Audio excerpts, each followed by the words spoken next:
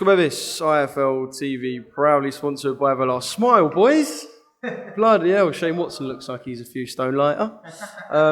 Yeah, another good night for Team Joe Joyce. And kind of one of them where, not that we didn't learn much about Joe, but we all just know what Joe's about. He's entertaining, he can take shots, and he can dish it out. Shane, I'll come to you first.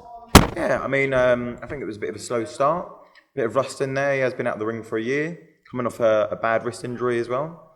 After that, he got going in round 2, working the body. You could see Hammer was breathing very heavily.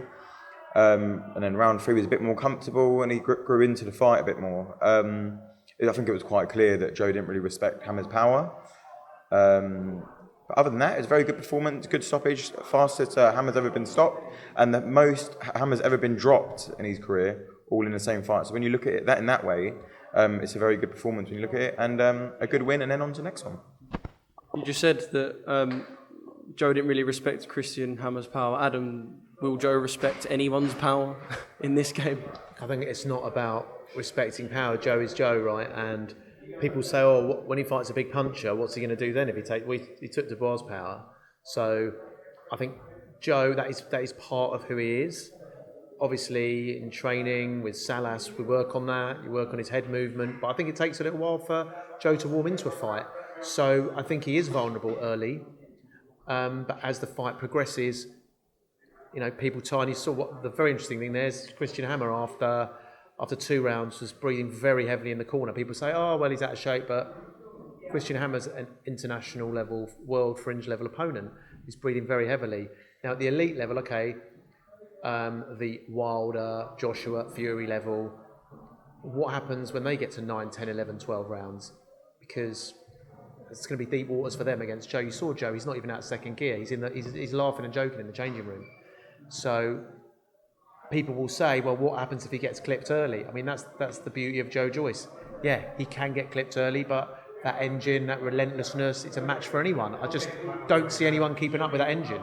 Yeah, I mean, obviously you guys will want Joe to win every second of every fight, but I'm not going to say should we celebrate it. In fact, should we celebrate the fact that there is a little bit about Joe Joyce that kind of people can question, and the other heavyweights might look at and go, oh, no, you know what, I can beat him. Should we celebrate the fact that there's a bit of mystery there with Joe? Yeah, I mean, but people say that there's vulnerabilities and stuff, but he's never really been hurt or anything. Predicting vulnerability that he hasn't shown. Yeah, that's what he is. He's a juggernaut. He runs through walls. He doesn't really get hurt by any shots. That's just kind of what makes his style so entertaining. But you watch fighters that try to move out of the way of shots and stuff, like Dylan White, what he's trying to do, like be a southpaw and whatnot, and they get clipped and they get hurt all the time. So it's not always necessarily the way. It depends on what style works for you. But I just think that style works for him. It makes him entertaining, and hopefully it will make people actually want to fight him, because that's the biggest problem we have. And I didn't see the BT broadcast. Was Joe on the mic calling out every name under the sun? I didn't see it. I think we'll see the best. Joe, that's the first fight Salas has had. Salas has been in Joe's corner for 4 years. And I think we'll see the best of Joe, not in the next fight, but in the fight after that. And that's going to be the big one. That's going to be the big one, yeah. That's going to be the big one. And he keeps working with Salas. He's going to box regular now. September 24th is 2.5 months away. I think we'll see another slight improvement there. And then by the time we get to early 2023, I think that's where we'll see the real gelling. But, Joe's not going to change that much. We're not suddenly going to get like Lomachenko movement from Joe. He is who he is. And we've got to respect that and bring out the best of Joe, get him a better engine, get him more concussive, get him having, learning things from Salas more. But, I'm really happy. I think it's a very, very solid 8 out of 10 tonight. And this is to either of you. There was so much background noise, and you know what boxing's like. The background noise will start again. We'll go from looking at Joe's performance, and then in a couple of days' time, it's back to, is it Parker? Is it Fury? Is it Dillian? Whatever.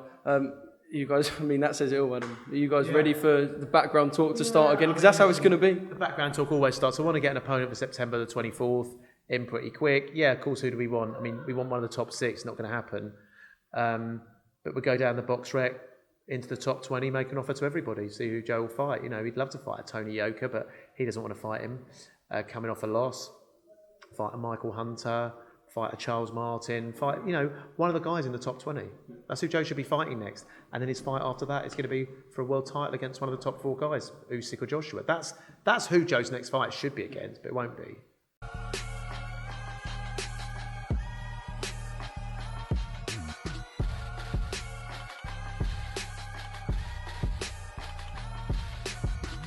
Download the Everlast Fitness app and find your greatness within.